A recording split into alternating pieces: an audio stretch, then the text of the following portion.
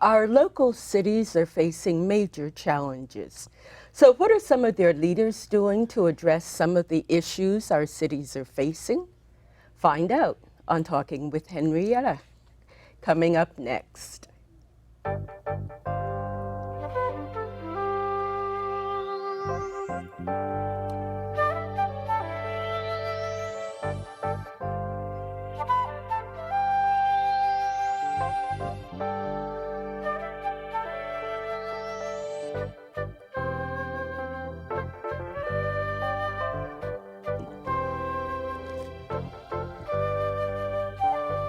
Hi, I'm Henrietta. Welcome to the show.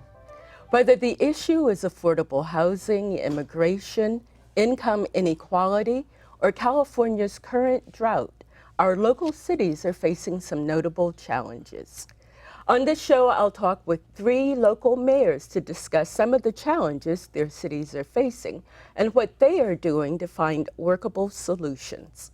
Seated on my left is Palo Alto's Mayor Karen Holman. Mayor Holman was born in Carthage, Missouri. She moved to Palo Alto in 1975, was elected to the Palo Alto City Council in 2009, and she became the city's mayor this year. Seated on my right is Mayor Catherine Carlton. Mayor Carlton lived in Hong Kong for more than 10 years, where she held key positions and helped publish 2 books.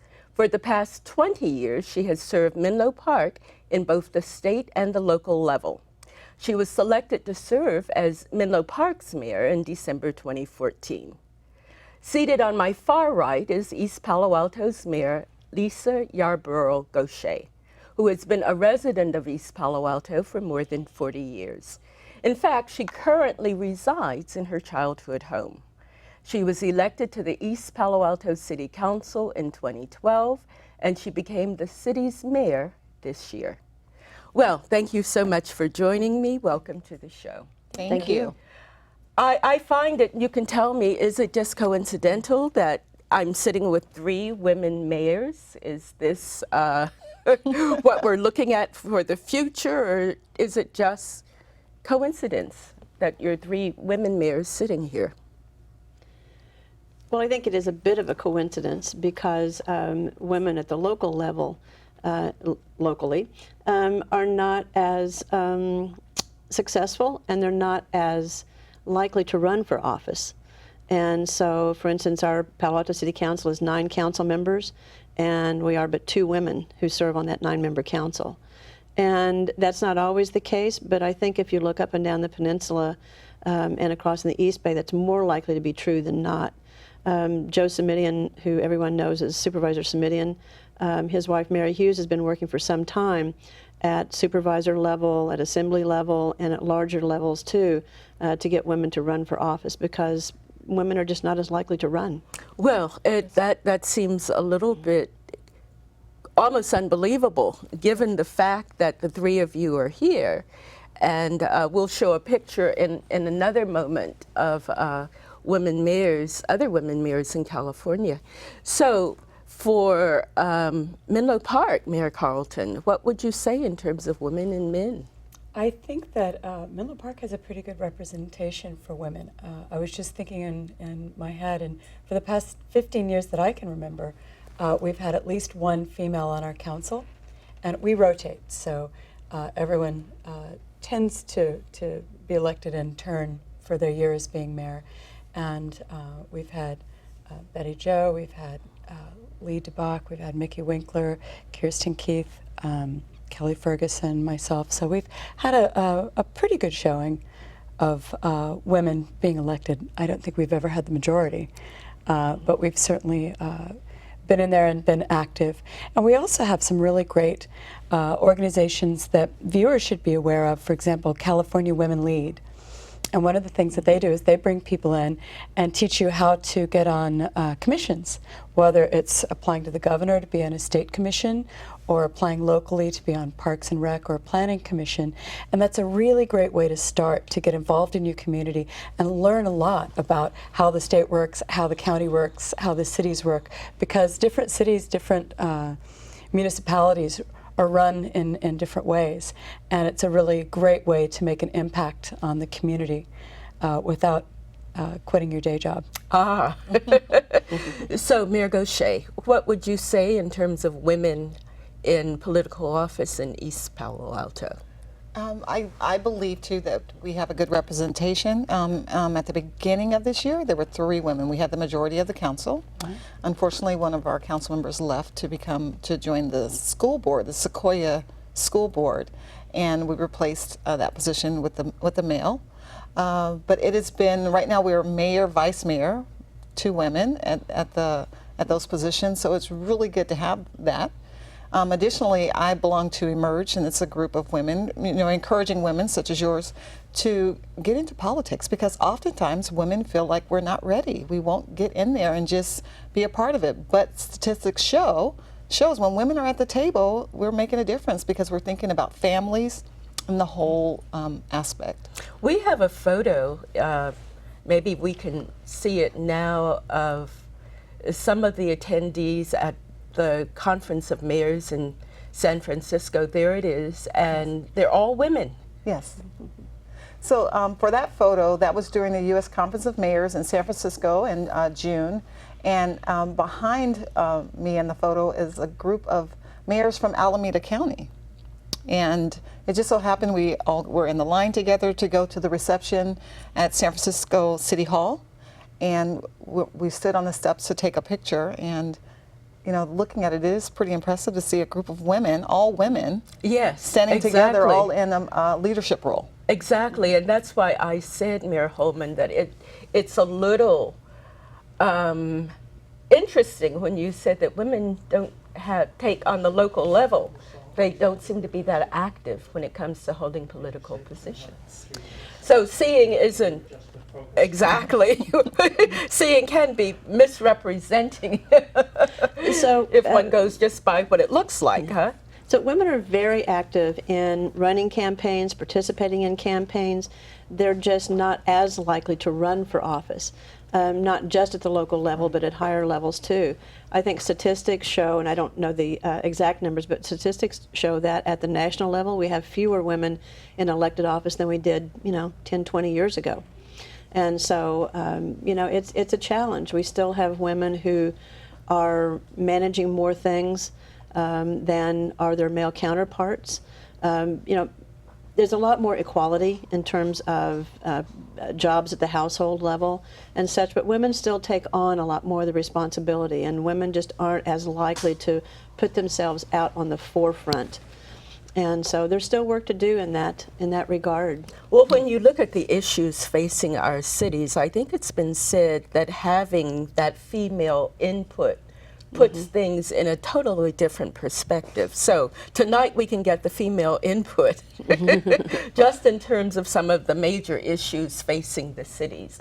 And I'm thinking with the 3 of you here, which issues do you think maybe have regional significance in terms of your cities? I know I can say affordable housing is a huge issue that we all face, and this is a regional issue.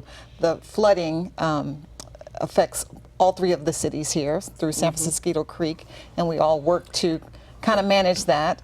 When you think about wage inequality, I know many cities are looking to increase the minimum wage, and that's something that's affecting the region. So there are quite a few issues, and traffic is definitely a regional issue that touches all 3 cities. So Mayor Carlton, would you agree there was a mention of affordable housing, there was a mention of the creek issue, and how serious an issue is affordable housing in Menlo Park?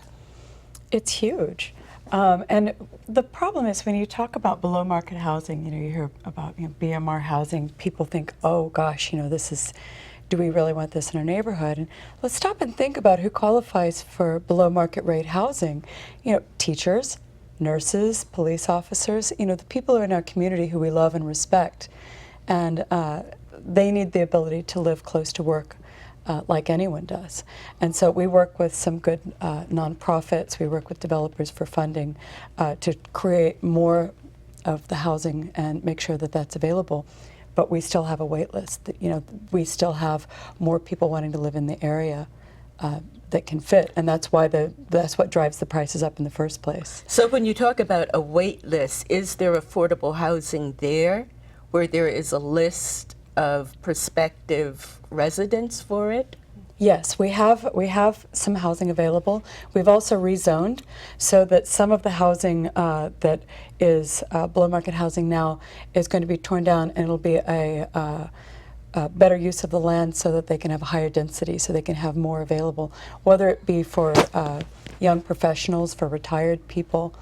Having it available as well for retired people frees up the homes so that we in Menlo Park have a lot of older people who are aging in place in 4-bedroom homes so that it isn't available for the families. And if we can make a nice, safe, comfortable place for the older population to live in an area where they can walk to amenities. Assuming they're going to want to give up their houses with all of their family memories. For those that want to, it's available. For those that don't, of course not. So, Mayor Holman, Mayor Carlton talked about housing for seniors. Now in Palo Alto, a measure that would bring more housing for seniors was voted down.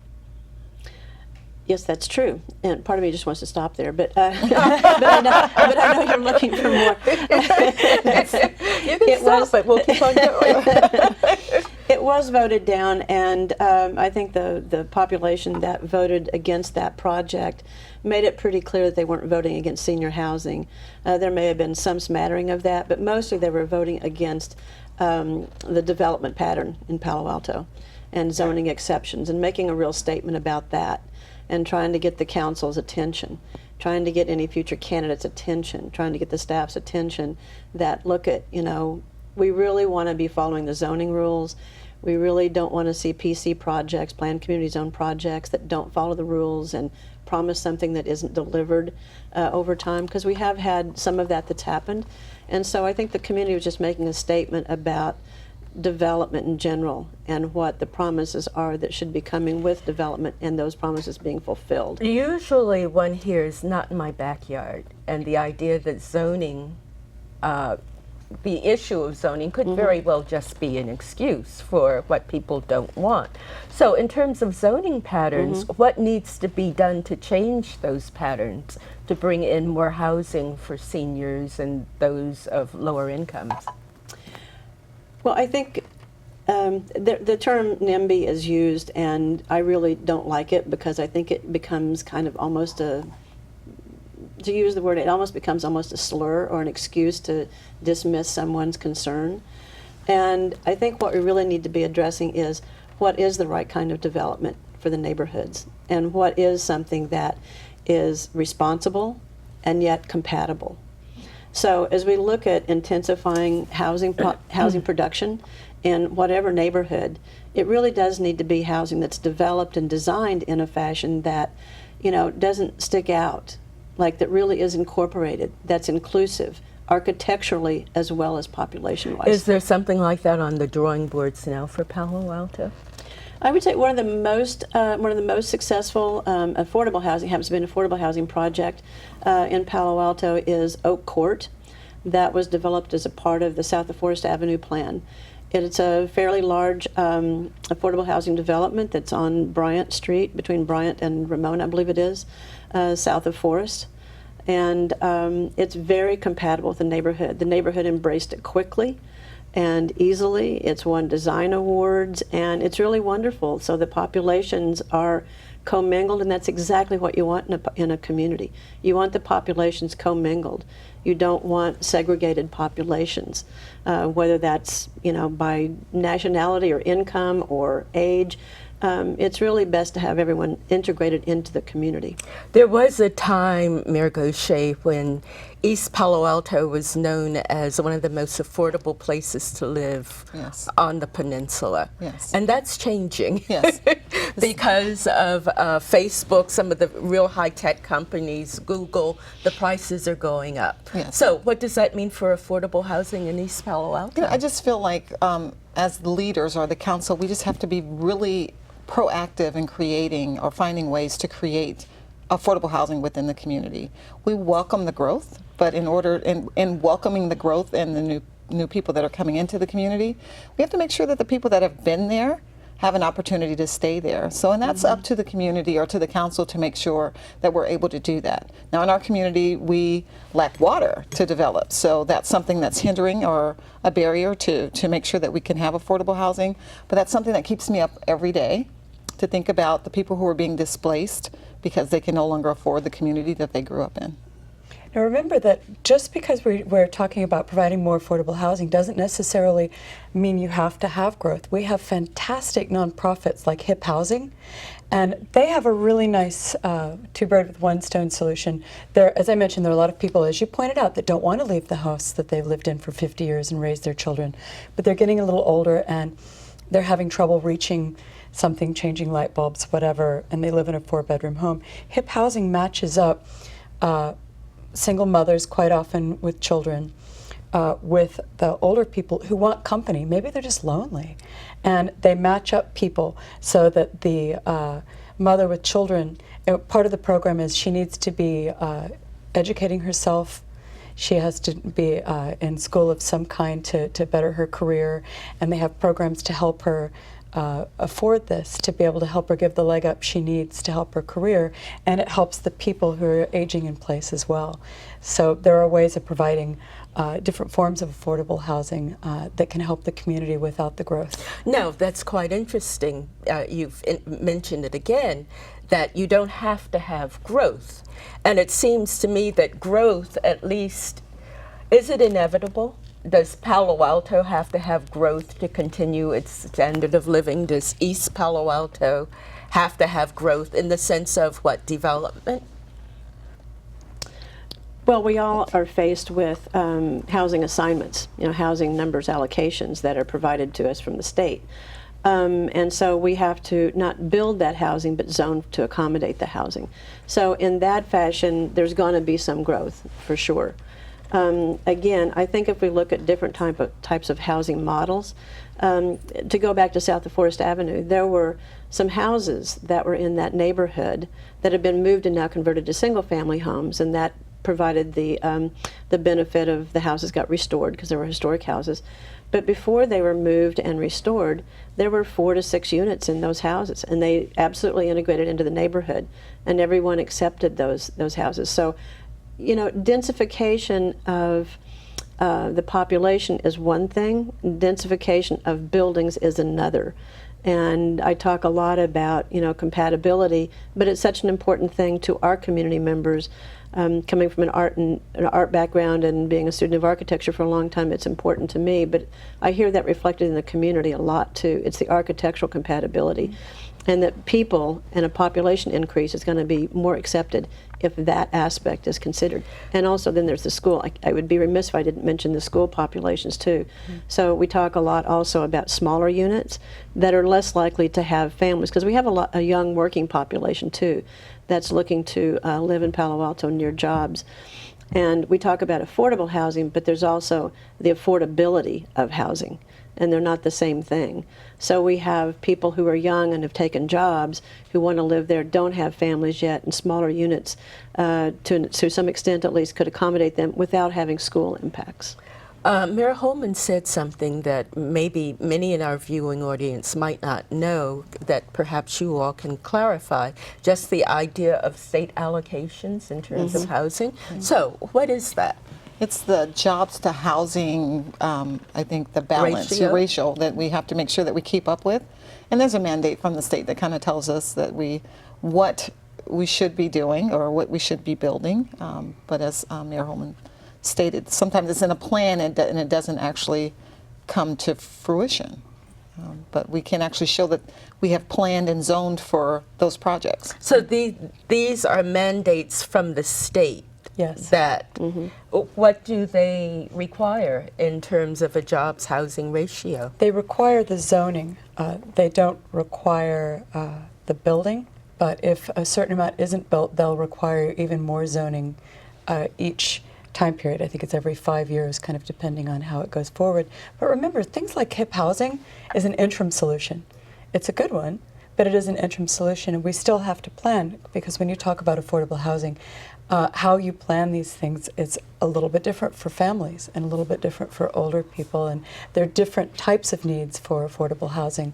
And as cities, Menlo Park does take money in as development fees from developers, and we do actually invest ourselves in housing that we have available that's below market. But also we incentivize nonprofits and other developers to build housing that will be below market. And that's where you get the zoning so that it's already zoned. They don't have to go through the process for having the approvals. It's there if the developer, nonprofit, whoever moves in and would like to create that housing. I know that's in place, something like that in East Palo Alto. Yes, and if we think about a project, we'll be breaking ground on a seniors affordable housing. It's 100% affordable housing, and the groundbreaking is in December, and it's a partnership between EPA Can Do and Mid-Peninsula, in which the city put some funding into the project, but it will then provide 40 units of apartments for seniors. Which Below is so market important. rate? Below market, total affordable housing. Is there anything like that in Palo Alto where developers have to, give something for community benefits, fees? Yes, I think probably most cities have impact fees, development impact fees. Ours cover affordable housing, parks, community services. So yes, we have impact fees. And as a matter of fact, those impact fees are what we put forward to try to preserve the Buena Vista Mobile Home Park in Palo Alto. And the Buena Vista is, one area where those of lower incomes live in Palo Alto, where many housing residents live. Yeah, the Buena Vista Mobile Home Park is a neighborhood, if you will, in Barron Park, neighborhood in Palo Alto, and there are 400 people that live there and over 100 students who go to Barron Park Elementary School. And the owner of Buena Vista, who has a perfect right to do this, has decided he wanted to sell the land. And so there's a process that has to be undergone, and we've gone through that process. And so the outcome of that is still, to be determined. But the point was that the development impact fees are the monies that the city was able to put forward to match the county funds to offer as a bid on the project. So it is somewhat challenging just in terms of having that jobs housing ratio. Mm-hmm. Are there penalties involved if those ratios aren't met? The penalties are not so much financial as the state does have the ability, or the authority does have the ability to say, if you haven't supplied your housing element of your comprehensive plan or general plan, I think other communities call it, if you haven't submitted that and gotten an approval, then they actually can take away application processes. The state can step in and say, we're going to say what you can or can't do. So it's a loss of local control. It's not so much financial penalties you have to pay, but it's a further loss of local control. Yes. Is that something that's acceptable? I mean, there are those talking about big government. Is there anything local municipalities can do in terms of fighting state mandates? Or are state mandates like that a problem? I don't know that they're always a problem. And when you're talking about affordable housing, I think most of us are trying to satisfy that because we want to make sure that our residents are taken care of. We are not intentionally, I don't think anybody's intentionally not taking care of affordable housing. That's just my point of view. And because we know that our residents need to be taken care of. Homelessness is the next step. If we don't create affordable housing, we're going to create more homelessness in this region, because if you can't afford affordable housing, what's the next step? Sure. Now, talking about government penalties, I think East Palo Alto was penalized. You talked about the city not having adequate water. The state did penalize the city in terms of water, and what was that about? So there was an incident where the San Francisco SFPUC or Hetch Hetchy, there was a plug of water that was released that was untreated. And unfortunately, we did not have the capacity to shut off our water. We didn't have redundancy in our water system, so we couldn't shut off that slug. And so the water district came down on us, and we have to create some backup plan for the water so that in the case that happens again, we can shut that off and let that untreated water or the unsafe water to flow through without impacting the residents. I think, Mayor Carlton, something like that happened in Menlo Park recently. I was reading on Neighbor Space some complaints about the smell of water in the Willows section of Menlo Park. Are you aware of that? Some of the interesting thing about Menlo Park is we've got so many different water districts. We have, in the Willow, we have the O'Connor, which is the water that comes from underground. We've got, I think, 4 different water districts in one town. So it gets a little tricky sometimes. Are they all independent? They are. And it makes it tricky when the thing that we haven't talked about yet is the drought. And that has affected not only us, that's affected the whole state. And so it makes it fun when you're trying to communicate out that the city has set these rules forward for to encourage people to save water. And then you have to communicate that out through all these different companies and through the different structures that they go through. But so far, I've been really proud of the people in Menlo Park. We've saved 47% year on year in the water use. So I think it's great that people are saying brown is the new green, and really doing a great job of pulling together and really making a difference. Well, I know Palo Alto is known for its savings, isn't it? Yeah, you were making me feel really glad that Palo Alto owns its own utilities because 4 different water districts. So we are very fortunate due to the foresight of Stanford professors in the 1890s that we have our own utilities. So yeah, Palo Alto's done very well, not in terms of conservation to the extent, or percentage at least, that Menlo Park has. I think we're at 34, 36% water savings. But what we also wanted to make sure that our residents knew, because you know, we're eager. We are very eager environmentalists, so it's okay. We need to save water. We need to conserve. We're going to go do it. But what we weren't doing enough of was getting the message out too that trees need water. Yes. Even in a drought. Yeah, Yes. Absolutely. Yes. even in a drought, our trees need a drink. And when you're considering re-landscaping your front yard or backyard, to remember habitat. And remember, if you're putting down just dark chips or if you're putting down crushed granite, you're creating a hot spot. So, you know, moderating that with landscape plants that are native and don't need so much water after they get established, but that creates habitat for hummers and buzzers and crawlers, and they need that too. As we change, we need to make sure that we're not, you know, doing harm. Now, talking about conservation, I know East Palo Alto is on record as using less water than Yes. perhaps any other city in San Mateo In San Mateo County? County, we use less water. The fact that we have the smallest water allocation to begin with in the county, it is known that we're using the least amount of water in the county per capita. Because there aren't big lawns to water? We or- don't have golf courses or big lawns or open space. There's not a lot of open space to water in the city. Now, there is mention of El Nino Yes. coming. Yes. And emergency preparations. And what type of, is there regional cooperation in preparing for El Nino? I had Yes. that meeting this afternoon.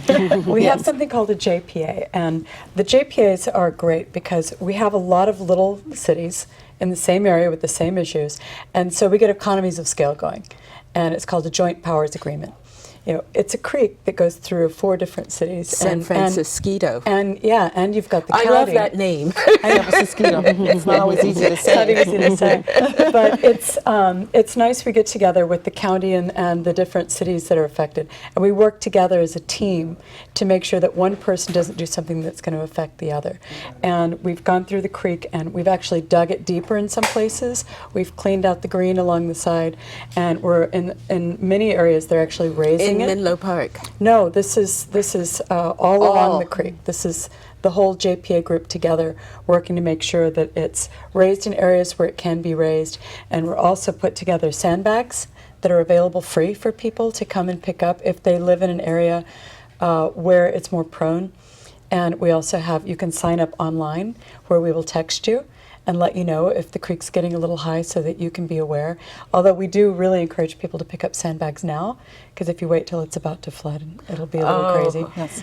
But I think it's the Creek JPA is a really That's successful like Noah group. building the ark, right? Picking up the sandbags. Well, you know, this is supposed to be an epic El Nino. And I too, I'm an alternate for the San Francisco JPA. And the JPA is about making sure there's equal protection for all cities. And we've been doing a great job making sure that is indeed What going to does be that the case. equal protection mean, just in terms of the creek? The creek, making sure that the protection on the creek is equal in every city. So for the woodland areas in East Palo Alto, there was a section that flooded in 2012, and it was lower than the Palo Alto side. So we're putting up a temporary flood wall that will be equal to the Palo Alto side in order to keep the water in the bank in that area. And so the cities have come together through this collaborative to make sure we're working together and agreeing on those protections and the things that are going to happen in the creek. Well, I do know that in the 1990s, Palo Alto was really hard hit too. By 1998. flooding. 1998, Yes, yes. exactly. Yeah. And maybe there were even some rowboat boats along Embarcadero. So it was not a fun season. Neither was it for East Palo Alto. And but what's being said here is accurate. Is the Joint Powers Authority. The agencies have been working collaboratively together, and you know that it's kind of the do no harm policy. Is like if Palo Alto does something, we need to make sure that it's not going to have an adverse effect on East Palo Alto because they're downstream in the creek from us. So it's a do no harm kind of process that we've been going through, and going through a lot of regulatory agencies to try to get approvals, and we still have some approvals to go to be able to provide longer term flood protections. That's been a very long process to the frustration of some residents, but it's multiple jurisdictions, and it has been very collaborative, but there are a lot of processes we have to go through and approvals to get. But as Catherine was saying, you know, we've had, I can't tell you how many crew members and staff members and officials in the creek, literally walking the creek many times to make sure that all the vegetation that it's appropriate to take out. You don't want to take out all the vegetation because you'll cause erosion, and that'll be, you know, cause even worse hazards. But These are concrete lined. No, the San Francisco Creek is a natural creek. So the vegetation is perhaps the overflow? I mean, how do you take out vegetation in a natural Well, creek? we actually have experts that come in and tell Yes. us which kinds of plants are necessary to keep the sides sound, and Right. which ones actually might come out and cause drag, which would impact the water flow. And so we've had volunteer residents as well as experts and city staff, I think 3 or 4 times now, have walked the creek and gone through and really strategically looked at, as I said, where to dig it out, where to pull out the plants, how to plant appropriately, how to raise the sides. It's, I think, been a good collaborative process. And also, worst case scenario, how do we warn people appropriately in time to prepare? And on, I think, all of our city's websites, there's a creek watch where people can watch literally what the level of the creek is at specific locations. So it's not just a, oh my gosh, is it happening here now? People can get real real-time monitoring of the creek situation. So we're putting a lot of emphasis on El Nino, but at the same time, there's a whole phenomena of global warming. So I'm wondering, looking further down the road, are there any other precautions being taken or preparations being taken just to deal with the overall effects of what global warming is going to bring with rising sea levels? Right. So I know Supervisor Dave Pine is managing the sea level rise, and he's having a lot of conversations. And the JPA is also involved in that conversation as well. But it's important that we bring everybody online to have that conversation, because here in San Mateo County, we could probably cover our cities, but if the sea level rise happens, if we just do a partial wall, the water will come around and will still affect us. So it's making sure people are educated and understand the process, and again, this has to be a regional approach for sea level rise. Does that affect, now East Palo Alto is right on the bay. Palo Alto is not. So is there as much of a concern or thinking that global warming will impact Palo Alto? Absolutely. Absolutely, and there is a local and a global responsibility too. So we could talk all night about, I'm sure, the initiatives that all three of our cities have taken to try to reduce our impact, our carbon footprint on the planet. And yeah, we have, you know, the Baylands, but we also have facilities out there. You know, yes, that's right. Everything from golf course to the animal shelter to the municipal services center. Sure. So the airport. Yeah, the airport. Yes, exactly. So yeah, we could. I don't mean to dismiss it, but we could talk all night about some of the initiatives we've taken to try to reduce our carbon footprint. We have to look at what is the cause and what is the symptom. And fortunately or unfortunately, we've come to the point where we have to deal with both. And I was very impressed with your solar panels that you have in front of your city offices and library that are there. We put in panels. You know, there's also a matter of scale. And we've all got our targets. Menlo Park has a very aggressive target for lowering our greenhouse gas for our carbon footprint. But one of the things I'm really excited about, again, David Pine put this forward. Supervisor Pine. San Mateo County. We have CCE, it's the community choice, it's the aggregation. And what that is, it's been done in Marin County and different areas where, again, you get the economies of scale. You get a group of, we've got 20 cities in San Mateo County plus the county, all working together to source renewable energy and to be able to create kind of a new utility group to be able to provide affordable and renewable green energy. And I'm on that committee, and we had a consultant look into it and found that the best of all worlds, we can actually get people to use 50% or more renewable energy and lower their bill at the same time. People quite often think solar. What's a mixture of solar and wind and different forms of renewable energy. But people often think, well, if I'm going to go green, if I'm going to use renewable energy, I'm going to have to pay more. And we found that that's not necessarily As true. an initial investment. Yes.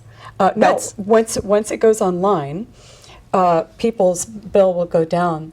I think it was 4%. That's a new utility, Yes. a new joint utility. Yeah. And we're actually working together right now as a group. There's a big group of us, nonprofits, elected officials. And so where would that be? And is that in conjunction with the regular utilities? we would still use the lines that PG&E have down. Would that be competitive? It would be.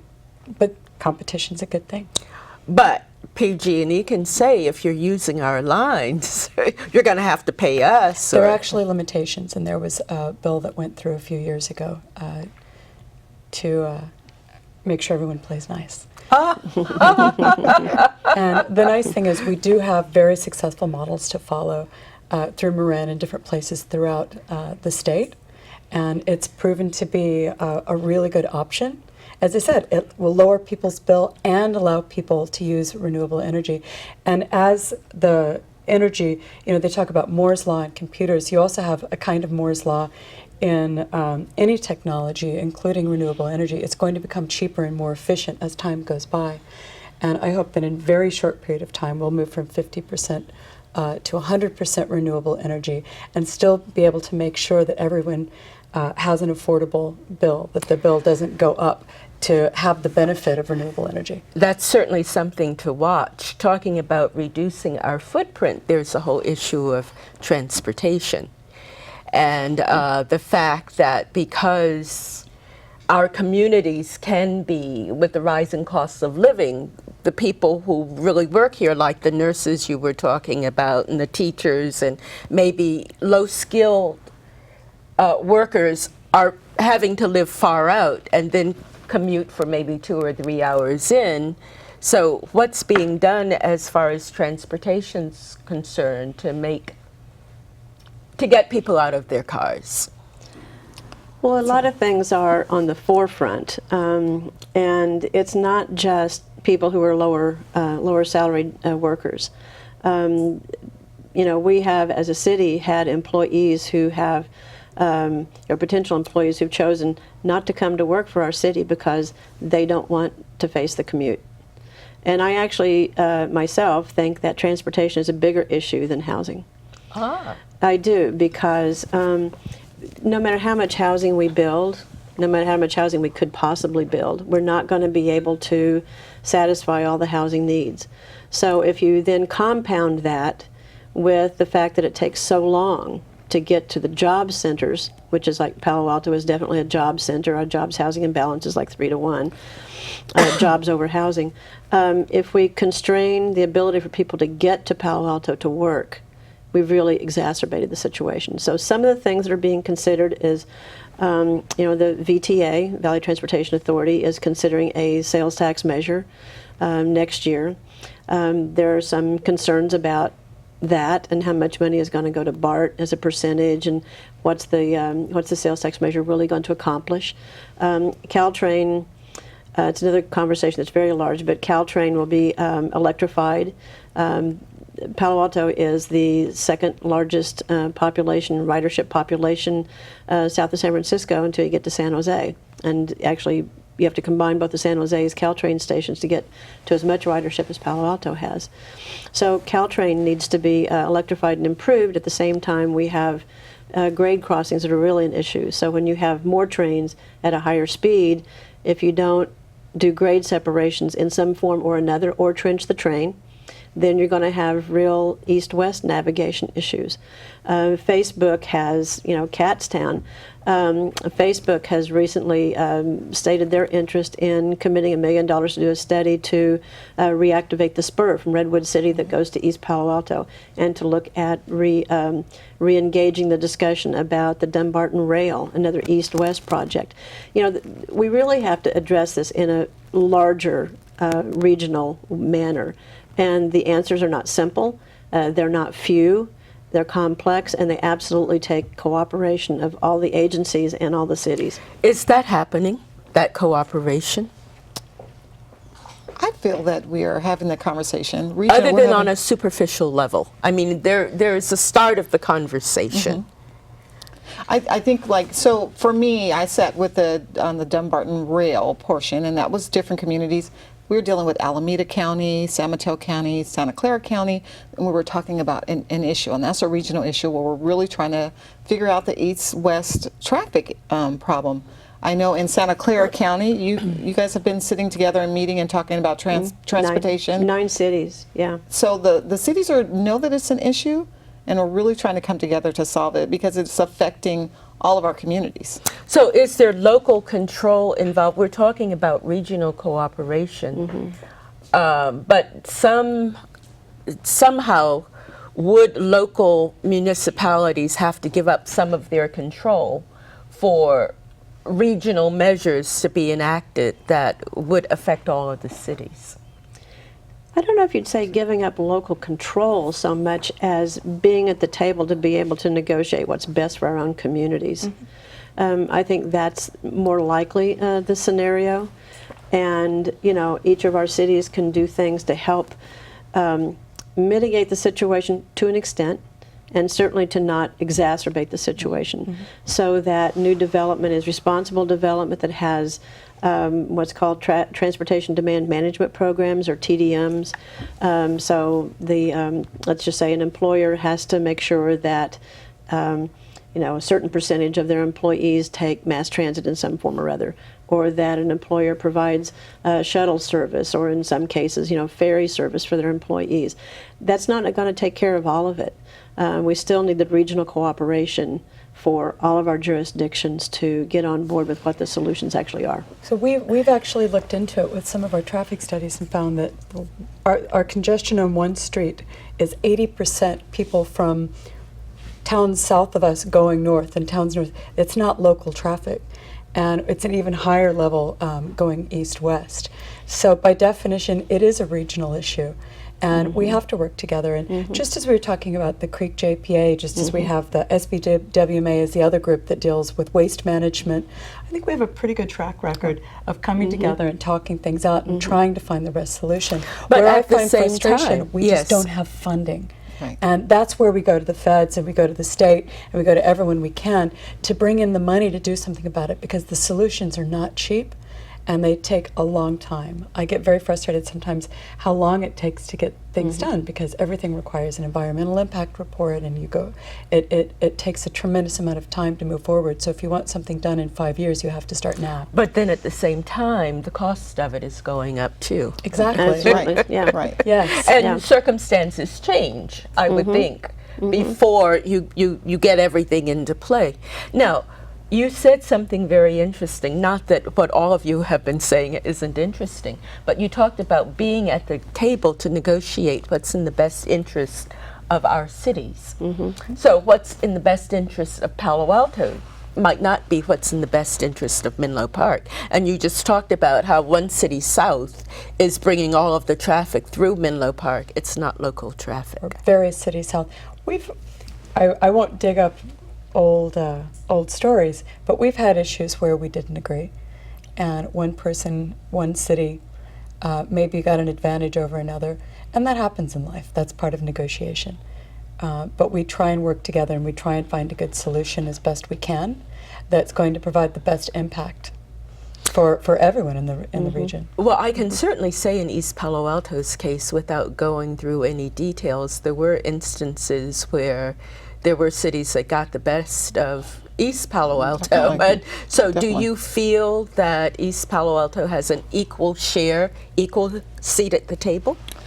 Yes, and it's important that we're at the table. I think that's the most important thing, to make sure that we're active at the table and engaged in the conversation, and our voice is being heard. And I think now, looking at our council and what's going on, we are making sure that we are visible and included in the conversation. But the most important thing is showing up and making sure that we're active.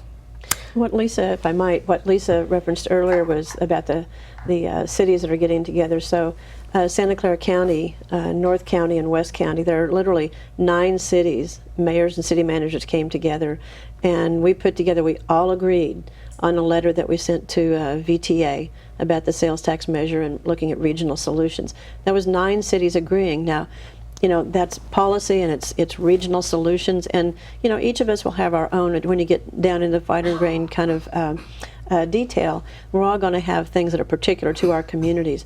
But if we're looking at the larger regional solutions together, I think we'll all win. But it does take, as you said, it takes a lot of money and a lot of planning. Now, in terms of that letter that was sent to the VTA, there wasn't a response that was satisfactory, right? This is correct, yes. The VTA said, thank you for your suggestion, because what we asked for was, we asked for a study that would look at regional solutions and regional impact. So if we spent, you know, money, what are the projects that are going to have the most impact to relieve traffic congestion?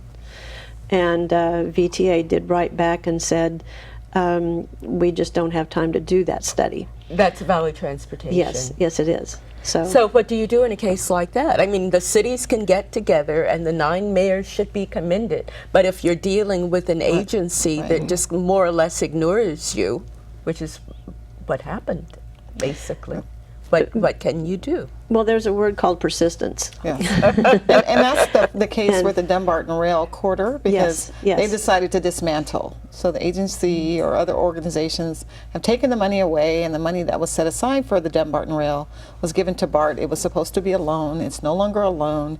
That money was just given to the BART Warm Springs portion. So you mentioned the Dumbarton Rail. For those who wouldn't know, what does that project involve? The Dumbarton Rail would be the rail spur that we've mentioned that would take a train across the water and alleviate some of the traffic going across the Dumbarton Bridge. And again, that conversation is happening with San Mateo County, Alameda County, about how do we solve this regional issue. But the money was taken away, and we were just told that one meeting we showed up and that was going to be our last meeting. But as a group, some of us just continue to have this conversation, and there are a few of us that just keeps pushing the issue. That is probably why Facebook is talking about doing a study because some of us are saying it's not okay to just say we're not going to solve this or this isn't important, because it remains important to us. I know. We're very thankful for Facebook for Yes. keeping it alive, because Yes. it is important. You have to keep pushing forward on a solution. You can't just give up. Right. And if I could, it's like, and I think you've maybe heard me say, it's the governments, the city governments, absolutely, the county governments, absolutely, but the employers have to be at the table too, because it's going to be reliant on these employers to come up with solutions as well, because otherwise their workers are not going to have a way to get to their places of employment.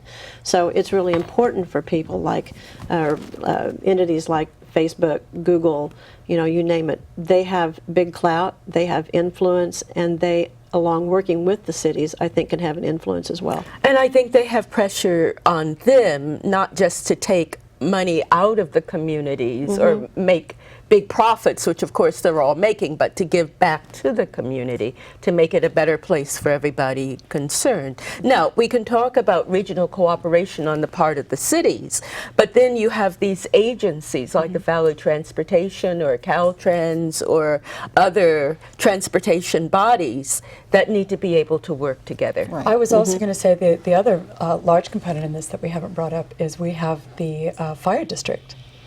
And for example, we have one street where people complain about cars going too fast down Alameda de las Pulgas. And the idea was put forward speed bumps and different ways to mitigate traffic. But we have to stop, and the fire board said, no, wait, that's a major route for ambulances to get to the hospital. And so speed bumps aren't an option. So we have to work together not only with the businesses, with the cities, but with the other entities like the emergency response vehicles, and making sure that everything that we do continues to make it safe for all modes of walking, biking, cars, and the emergency vehicles. Was that resolved, that issue?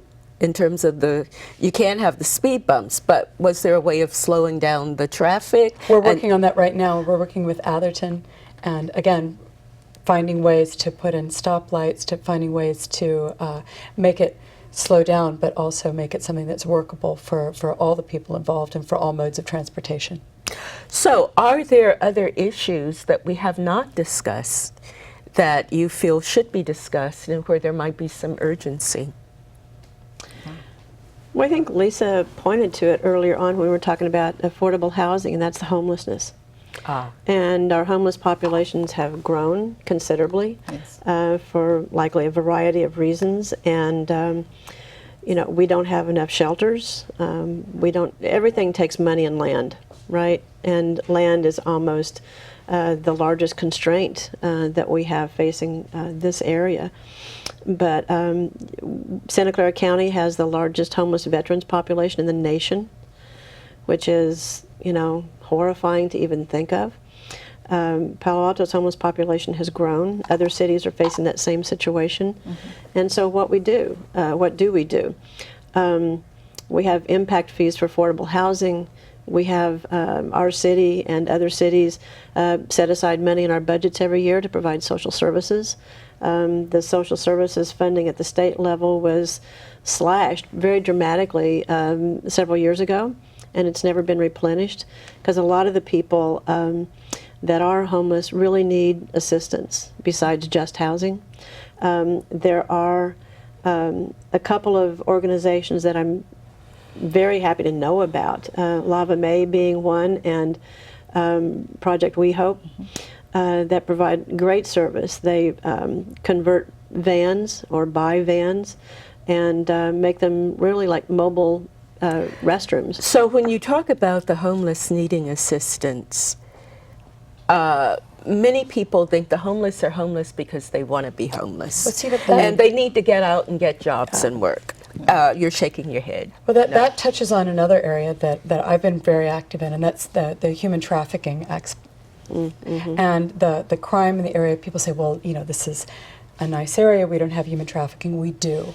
We do have human trafficking here, and a lot of the children that get involved in this are children from homes where there's violence, and from if we had better services to help women in domestic violence situations, because that does affect, I think, a third of the children in foster care have been touched by human trafficking. Yes, those who have been emancipated, so to speak, who have no place to go necessarily in terms of housing, so they're homeless. And as we have the Super Bowl coming up, they actually fly people in, even children. They fly people in for to traffic them. For the to traffic them for the, they call them commercially exploited sexually, the individuals. That is a big problem along with the homeless. Is there another one that we have not talked about? Yes, when you think about the mental, those with mental issues that need assistance.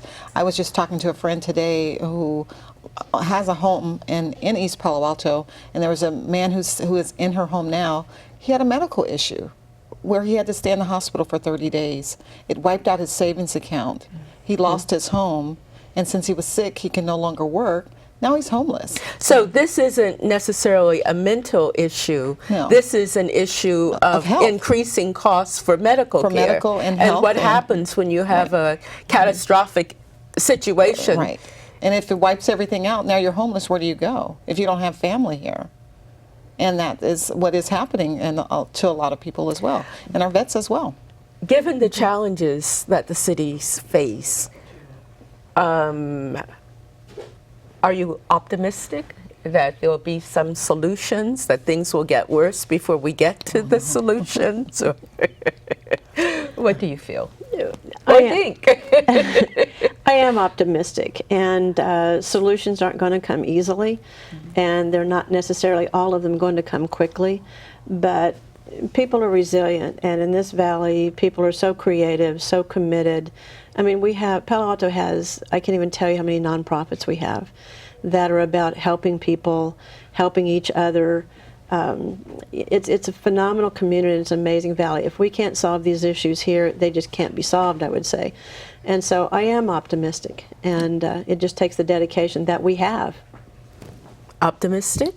You have to be optimistic, because without optimism, you just will give up, and we can't give up. We have to continue to fight for these solutions. And you talked about not giving up, Mayor Carlton. I know you Well, said you know, one of the things that I keep reminding people is very rarely in life do you get the golden ring the first time. Very, very infrequently is there that silver bullet. If there was, we'd just use it. And it's frustrating because it takes money. It's frustrating because it takes more time than we'd want.